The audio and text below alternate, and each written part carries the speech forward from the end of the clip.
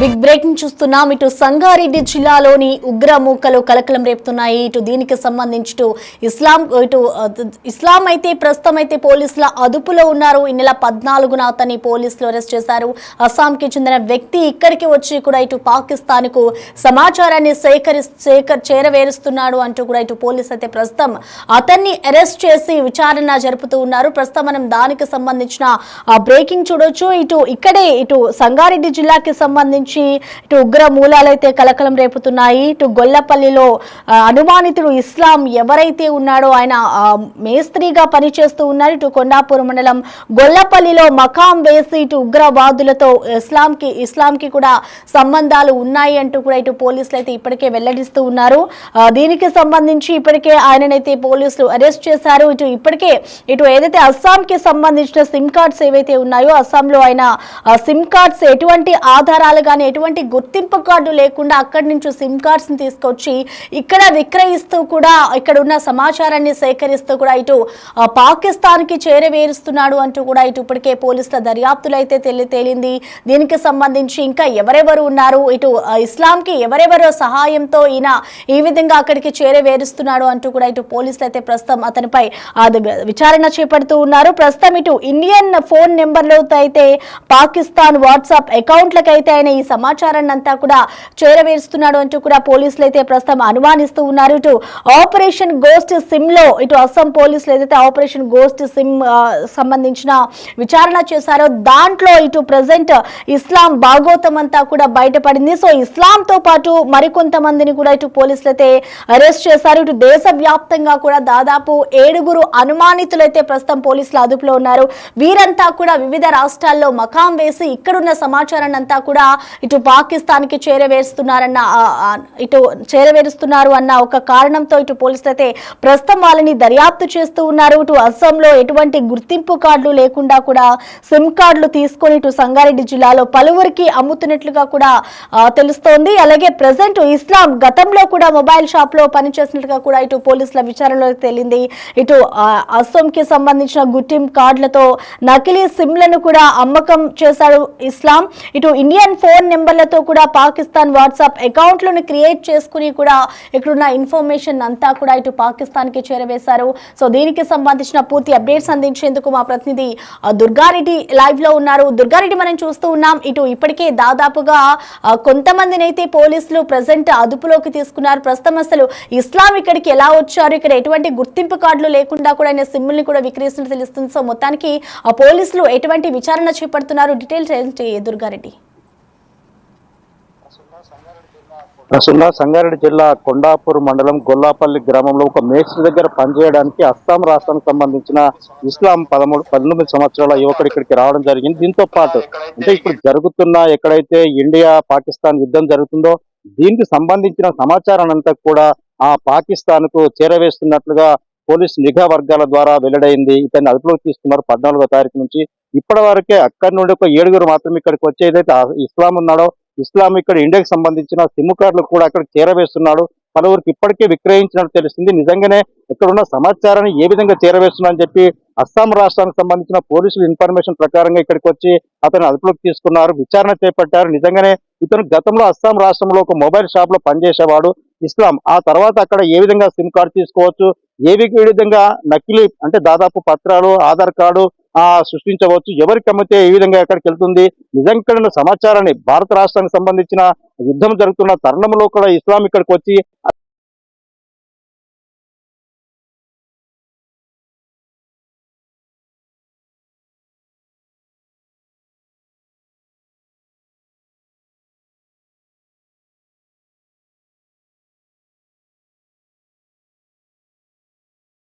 అతను అదుపులోకి తీసుకునే అవకాశం ఉంటుంది. కానీ వీరంతా చేయకుండా ఒక దాదాపు 15 రోజుల కింద ఇక్కడికి వచ్చి ఒక పరిశ్రమలో పనిచేసి ఆ పరిశ్రమ నుంచి ఒక మేచ్ దగ్గరికి వెళ్ళి ఆ మేచ్ దగ్గర లేబర్ కూలీగా పనిచేస్తూ ఇక్కడ ఉన్న సమాచారం అంతా కూడా పాకిస్తాన్ కు చేరవేస్తున్నాడని చెప్పి ఖచ్చితంగా నమ్మకమైన సమాచారంతో ఇక్కడికి వచ్చి అతన్ని అదుపులోకి తీసుకుంటే వాస్తవాలు బయటపడ్డాయి. ప్రస్తుతం దీంతో పాటు నిజంగా ఇండియాలో జరుగుతున్న భారత్లో జరుగుతున్న యుద్ధానికి సంబంధించిన విషయమే చేరవేశాలా లేకుండా ఇక్కడ సంబంధించిన ఇంకే విషయాలు చేరవేశాలని కూడా పోలీసులు మాత్రం అతని వివిధ కోణాలు కూడా విచారిస్తున్న విషయం అయితే మనకు తెలుస్తుంది. దీంతో పాటు ఇక్కడ మనం చూస్తే ఏదైతే పాకిస్తాన్ ఆ తర్వాత మనకు భారత్ జరుగుతున్న యుద్ధానికి సంబంధించిన ఆ ఇన్ఫర్మేషన్ మాత్రము పాకిస్తాన్ చేరవేశారు. అతను రాష్ట్రానికి సంబంధించిన ఇస్లాం అని చెప్పి ప్రధానంగా పోలీసులు కొంత విచారణ అయితే అతని ద్వారా రాబట్టడం జరిగింది. నిజంగా ఎన్ని సిమ్ కార్డులు విక్రయించారు, ఎక్కడెక్కడ విక్రయించారు, ఆ సిమ్ కార్డుల ద్వారా పూర్తి విచారణ కొనసాగుతుంది. పూర్తి విచారణ అనంతరం ఎక్కడెక్కడ ఈ సిమ్ కార్డు వాడారు, ఏ విధంగా అకౌంట్ ఓపెన్ చేశారు, ఈ యొక్క సమాచారాన్ని ఏ విధంగా అక్కడికి సమాచారం అందించారని చెప్పి ఆ పోలీసు వర్గాల ద్వారా మనకు తెలియాల్సిన అవసరం అయితే ఉంది. ప్రస్తుతం దీంతో పాటు నిజంగా మన రాష్ట్రం నుంచే కావచ్చు, మన దేశం నుంచే కావచ్చు, ఇక్కడ ఇతర అంటే రవాణా కొనసాగించిన అక్కడి నుంచి ఇక్కడికి వచ్చినాకనే ఖచ్చితంగా బార్డర్ మీద చెక్ పోస్టులు ఉంటాయి. బార్డర్ చెక్ పోస్ట్ తర్వాత మళ్ళీ ఇక్కడికి వెళ్తున్నారు, ఏం చేస్తున్నారు, ఆ రాష్ట్రం నుంచి ఇక్కడికి వచ్చిన తర్వాత ఇక్కడ పనిచేస్తున్నారు. ఇక్కడ పనిచేస్తున్నారు.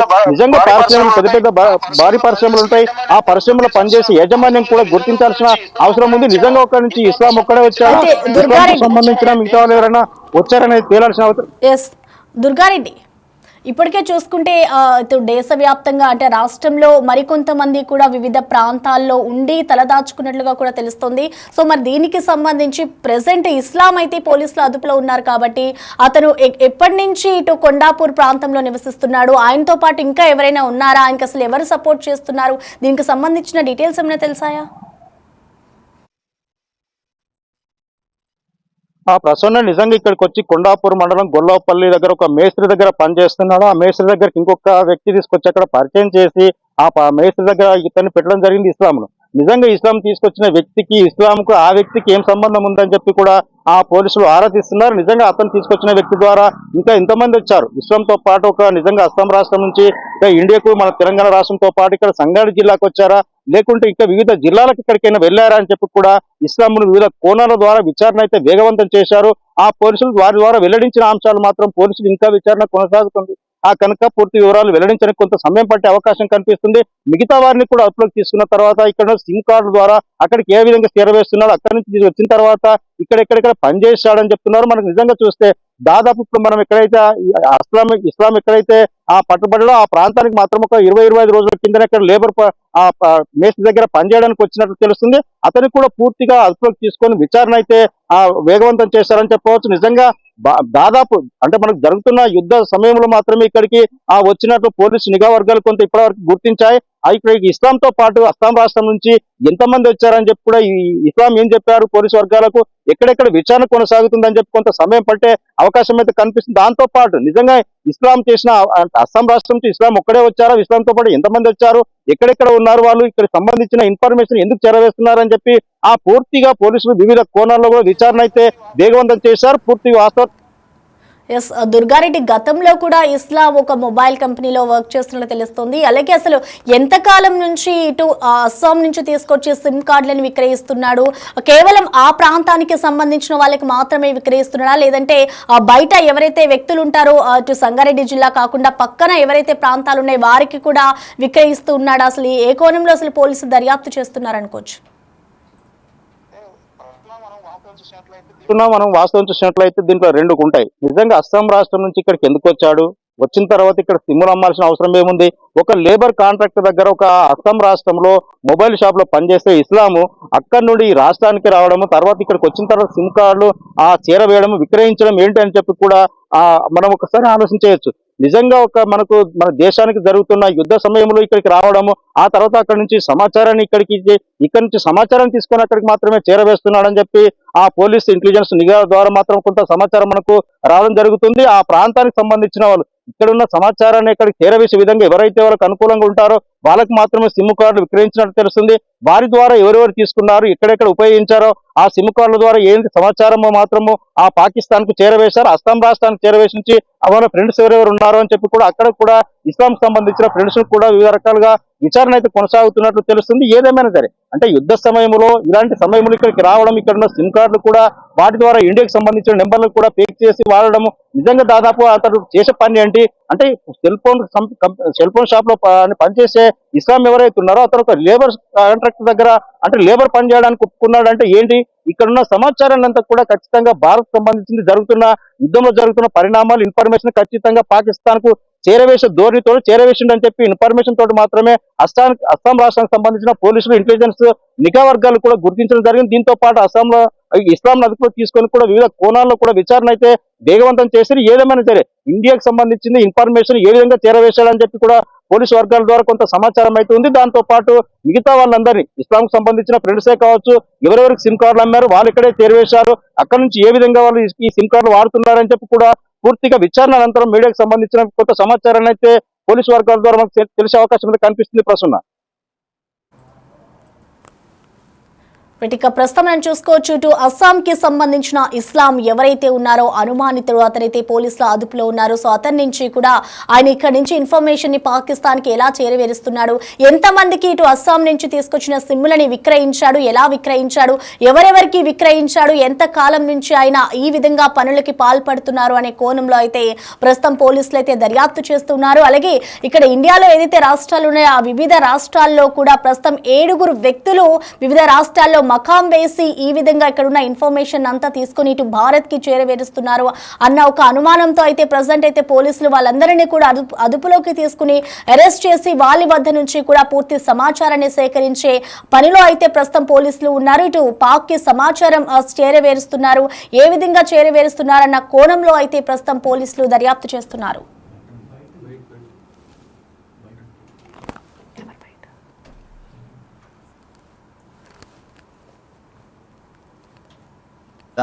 मिस्त्री है बोल के संगारेड्डी चौरस्ते से उन्हें काम कर रहा था।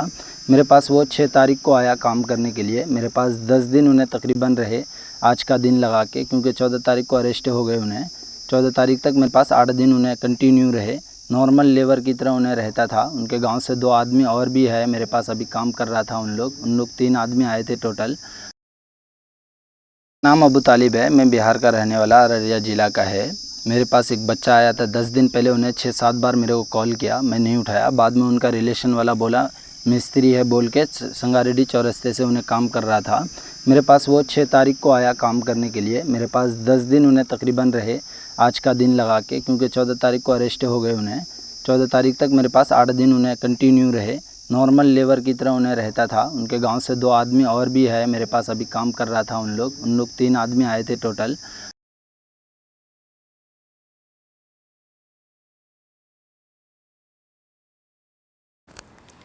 రైట్ ప్రస్తుతం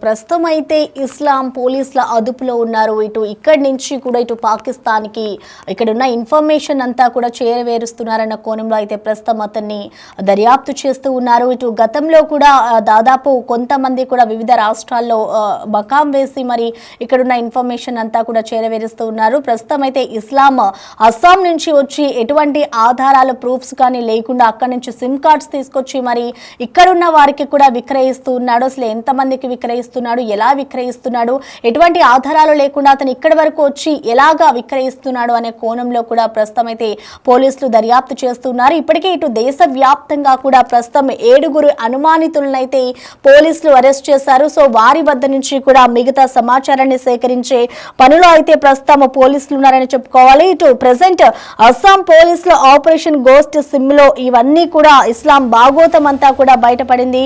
సో ప్రెసెంట్ అయితే సంగారెడ్డి జిల్లాలో ఉగ్ర మూలాల కలకలం రేపుతుందని చెప్పుకోవాలి.